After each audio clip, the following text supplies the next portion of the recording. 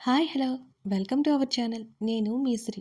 ఈరోజు మనం చెప్పుకోబోయే కథ విలాన్ పార్ట్ 96.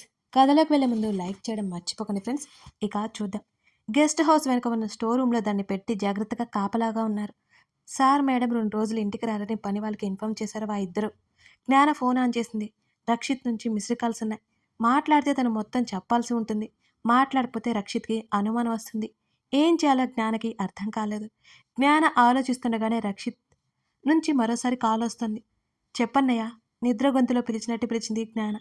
పడుకున్నారా అని అడిగాడు రక్షిత్. ఆఫీస్ నుంచి రావడమే లేటు అయిపోయింది. రెస్ట్లెస్గా అనిపిస్తుంటే డిన్నర్ చేసి పడుకున్నాం. అభి అప్పుడే నిద్రపోయాడు కూడా. బెడ్ వైపు కళ్ళు తిప్పగానే దుఃఖం ముంచుకొచ్చింది జ్ఞానకి. అవునా సరే, మీరు బాగానే ఉన్నారుగా మళ్ళీ అడిగాడు రక్షిత్. ఆ అన్నయ్య, ఏమైంది అలా అడుగుతున్నావు అని అడిగింది జ్ఞాన అయోమయంగా చూస్తూ. మీ దగ్గర ఏదో ప్రమాదంలో ఉన్నట్టు పిచ్చి పిచ్చి పీడకలరా. ఇవన్నీ నాకు నమ్మకం లేకపోయినా మీరు క్షేమంగా ఉన్నారా లేదా అని మనసాగలేదు. అందుకే కాల్ చేశాను. సరే ఇంకా నిద్రపోండి అని అన్నాడు రక్షిత్. జ్ఞాన గట్టిగా కళ్ళు మూసుకుంది. ఆమె కంట్లో నుంచి కన్నీరు జారిపోయింది. సరే అన్నయ్య ఇక కాల్ కట్ చేసింది. అప్పటి వరకు బిగబట్టుకున్న ఏడుపు ముందుకు దూకింది. చేతుల్లో ముఖం దాచుకుంది జ్ఞాన. తన పక్కనే నిద్రపోతున్న స్వేచ్ఛను ఒకసారి చూసి నిద్ర పట్టక బాల్కనీలోకి వచ్చేశాడు రక్షిత్. మొదటిసారి కళ అతన్ని భయపెట్టింది. అక్కడే చైర్లో కూర్చుని చేతులు రబ్ చేసుకుంటున్నాడు చలి తాలూకా అతను. జ్ఞాన అభయలులా బాగానే ఉన్నారుగా. ఇప్పుడు అతని మనసు కాస్త కుదురుగా ఉంది. అంతా బావుంది అనుకున్న టైంలో స్వేచ్ఛకేమైందో అతనికి అర్థం కాలేదు. తనతో అంటి ముట్టినట్టుగా పొడి పొడిగా మాట్లాడుతోంది. ఎందుకో ఇద్దరి మధ్య ఎంతో దూరంగా కనబడుతోంది రక్షిత్కి. దానికి కారణం మాత్రం తెలియడం లేదు. చాలా రోజుల తర్వాత ఒంటరి ఫీలింగ్ కలుగుతోంది అతనికి. మధ్యరాత్రి మెలకువ వచ్చింది స్వేచ్ఛకి. పక్కన రక్షిత్ కనిపించకపోయేసరికి కంగారుగా చుట్టూ చూస్తుంది. బాల్కనీ డోర్ వారగా వేసి ఉంది. భుజానికి దుప్పటి చుట్టుకొని మెల్లిగా బాల్కనీ దగ్గరికి వచ్చి బయటకి తొంగి చూసింది స్వేచ్ఛ. అంత చలిలోనూ అలాగే కూర్చుని ఏదో ఆలోచిస్తూ కనిపించాడు రక్షిత్ ఆమెకి. మెల్లిగా బయటకు వచ్చి రక్షిత్ అని అంది అంతే మెల్లిగా. ఆమె గొంతు విని తల తిప్పి చూశాడు రక్షిత్.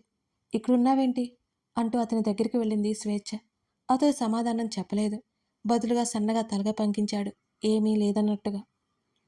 మళ్ళీ అతని చూపులు నిషీధి ఆకాశంలోకి వెళ్ళిపోయాయి. బహుశా అతడి స్తబ్దత తాలూకానేమో. మునిపట్లా కనబడుతున్నాడు ఆమె కథను. అతడి పక్కన వెళ్ళి కూర్చుంది స్వేచ్ఛ. అతని చేతిని తన చేతిలోకి తీసుకుంది. అచ్చు మంచుగడ్డలా ఉంది అతని చెయ్యి ఆమెకి. కొంచెమైనా బుద్ధిందా నీకు? ఇంత మంచులో ఎలా కూర్చున్నావు నువ్వు? ఈ మందపడి దుప్పట్లోనే నేను చలికి చచ్చిపోతున్నాను. ఆమె చిరుకోపంగా అరిచింది అతని మీద. నాకేం చలిలేదు. కనీసం ఆమెను చూడకుండానే చెప్పాడతను. నాతో చెప్పవా?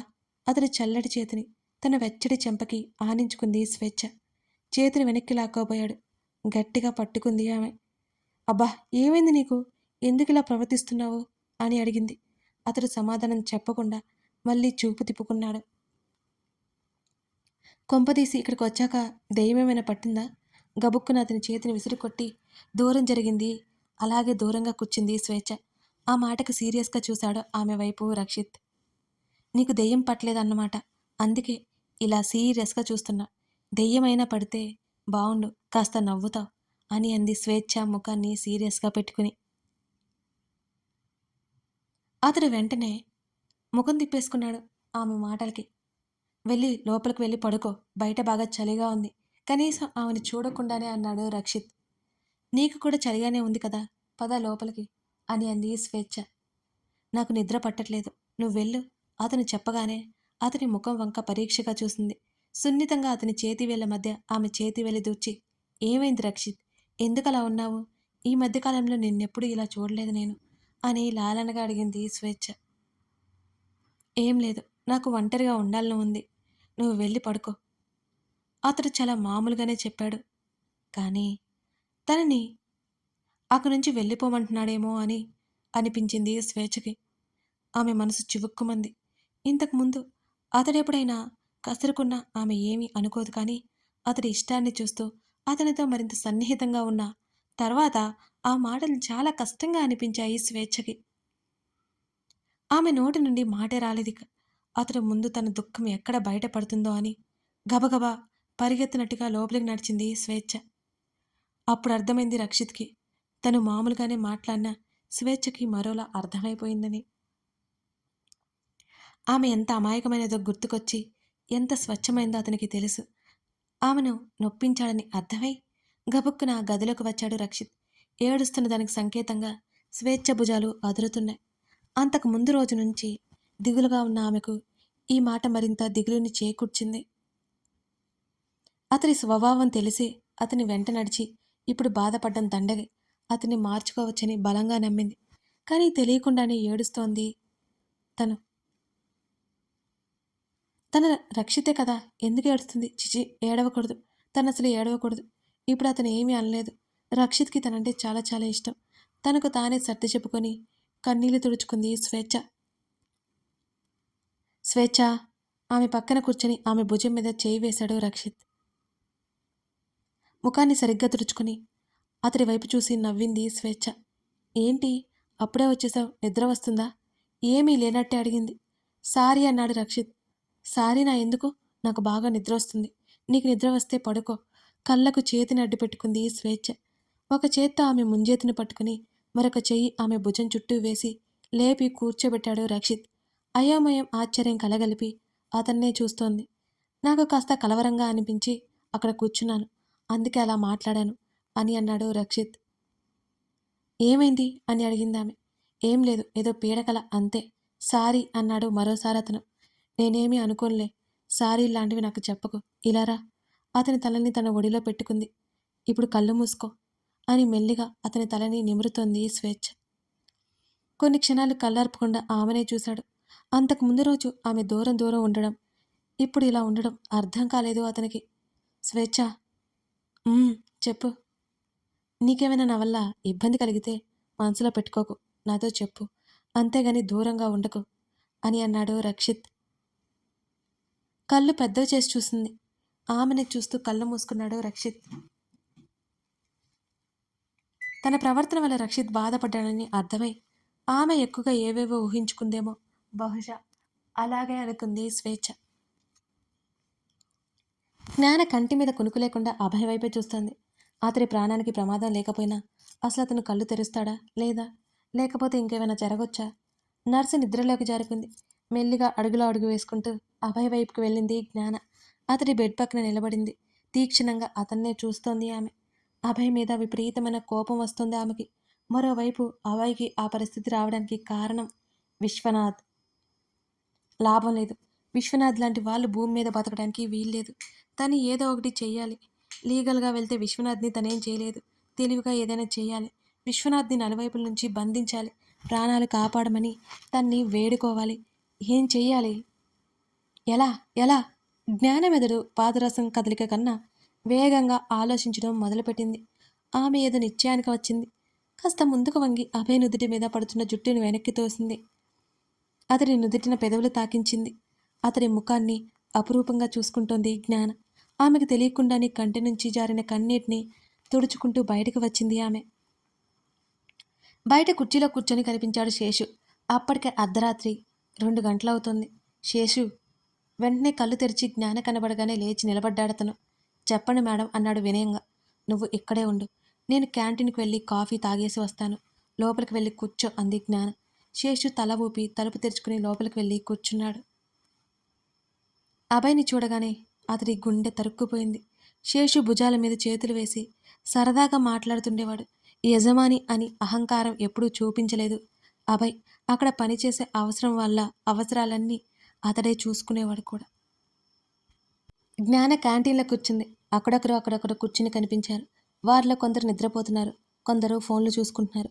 వారి తాలూకా వాళ్ళు హాస్పిటల్లో ఉన్నారనిపించింది ఆమెకి. ఒక కాఫీ అని అడగ్గా అక్కడున్న వ్యక్తి కాఫీ కలిపి ఇచ్చాడు 5 నిమిషాల్లో. అక్కడి నుంచి ఒక టేబుల్ దగ్గరికి వచ్చి కూర్చుంది జ్ఞాన. ఒంటరిగా ఒక్కొక్క గుటక కాఫీగా తాగుతూ ఆలోచిస్తోంది. అభయ్కి ఏం కాదు, తన కోసం తిరిగి వస్తాడు. అభయ్కి ఆ పరిస్థితి తీసుకొచ్చిన వారిని మాత్రం తను వదిలిపెట్టదు. అభయ్ కోలుకున్న తర్వాత తన రింగుకు ఉన్న శక్తి, అతని బాడీలో ఉన్న పవర్, ఆ రెండింటిని మేనేజ్ చేసి సరికొత్త శక్తిని జనరేట్ చేయాలి. అదే ఆమె ఆలోచన. ఇద్దరి నుంచి శక్తిని ఎలా రప్పించాలో ఆమెకి కొంత ఐడియా ఉంది ఇప్పుడు. దానికంటే ముందు చాలానే ప్రయత్నించాల్సి ఉంటుంది తను. ఒక ప్రెజర్ పాయింట్లో కొత్త శక్తిని క్రియేట్ చేయడం అంత ఈజీ కాదు. అది తనకు కూడా బాగా తెలుసు. ఒక్కొక్కసారి యాదృచ్ఛికంగా కొంత శక్తి జనరేట్ అవుతుంటుంది. అలా 2 సార్లు జరిగింది. ఆ తర్వాత వాళ్ళిద్దరూ ప్రయత్నించినా అది జరగలేదు. ఇంకేదో ఉంది. ఏంటది? ఏంటది? జ్ఞాన మెదడు విపరీతంగా ఆలోచించసాగింది. ఆమె కప్పులో కాఫీ అయిపోయాయి. ఎంతసేపు అక్కడ కూర్చుందో ఆమెకే తెలియలేదు. కంటి మీద కునుకు ఏమాత్రం చేరడం లేదు. దాదాపు హాస్పిటల్ మొత్తం నిద్రలో ఉంది. సమయం 3 గంటలు దాటుతోంది. కొంత శక్తి జనరేట్ అవడానికి ఏదో అర్థమైనట్టు అనిపించింది ఆమెకి. మెల్లిగా అక్కడి నుంచి లేచి 3rd ఫ్లోర్కి వచ్చింది. అభయ్ ఉన్న రూమ్ తలుపు తెరుచుకుని లోపలికి వెళ్ళింది జ్ఞాన. శేషు మేల్కొని అభయ్ వైపే చూస్తూ కనిపించాడు. నర్సేమో గాఢ నిద్రలో ఉంది. వెంటనే వెంటిలేటర్ పక్కన ఉంది. ఆక్సిజన్ మాస్క్ ఇంకా ఉంది. అతడి పల్స్ మామూలుగానే ఉంది. అతని చెస్టుకున్న వైర్లు తీసేశారు. జ్ఞాన లోపలికి రావడంతో బయట ఉంటాను అని చెప్పి శేషు బయటికి వెళ్ళిపోయాడు. మెల్లిగా అతని దగ్గరికి చేరి అతని హృదయానికి చెవి ఆనించింది జ్ఞాన. ఎంతో ప్రశాంతంగా లయబద్ధంగా అతని హృదయ సవ్వడి వినిపిస్తోంది ఆమె చెవులకి. మేడం, మేడం, అతని పిలుపు, అతని నవ్వులు, అతని ఆట పట్టించడం అన్నీ అతని హృదయం నుంచి ఆమెకు వినిపిస్తున్నాయి. అతడి ఛాతీ మీద చిరుముద్దు ఇచ్చింది జ్ఞాన. చాలాసేపటి వరకు అతని హృదయానికి చెంప ఆనించి అలాగే ఉండిపోయింది కళ్ళు మూసుకొని. అతడు ఖచ్చితంగా కళ్ళు తెరుస్తాడు. ఎనలేని ఆత్మస్థైర్యంతో ఉంది జ్ఞాన. మెల్లిగా అతని నుండి దూరం జరిగింది. అతని శరీరంలో సన్నటి కదలికలు ఆమె కంటపడ్డాయి. గబుక్కున వెళ్ళి నర్సుని నిద్రలేపింది. నర్సు లేచి అభయ్ దగ్గరికి వచ్చి చూసి డాక్టర్ని పిలుచుకోవడానికి వెళ్ళిపోయింది. డాక్టర్స్ వచ్చి ఆక్సిజన్ మాస్క్ తీసి చెక్ చేశాడు. అతనికి ఆక్సిజన్ మాస్క్ అవసరం లేదని పక్కన పెట్టేశాడు. పల్స్, బీపీ అంతా కరెక్ట్గానే ఉంది. కంగారు పడాల్సింది ఏమీ లేదు మేడం. కాకపోతే స్పృహ ఎప్పుడు వస్తుందో చెప్పలేం అని జ్ఞానతో అన్నాడు డాక్టర్. అభయ్ వైపే చూస్తోంది జ్ఞాన. డాక్టర్ అక్కడి నుంచి వెళ్ళిపోయాడు. నర్సు తన చైర్లో కూర్చుని ఉంది. మరో 2 గంటల నిరీక్షణ.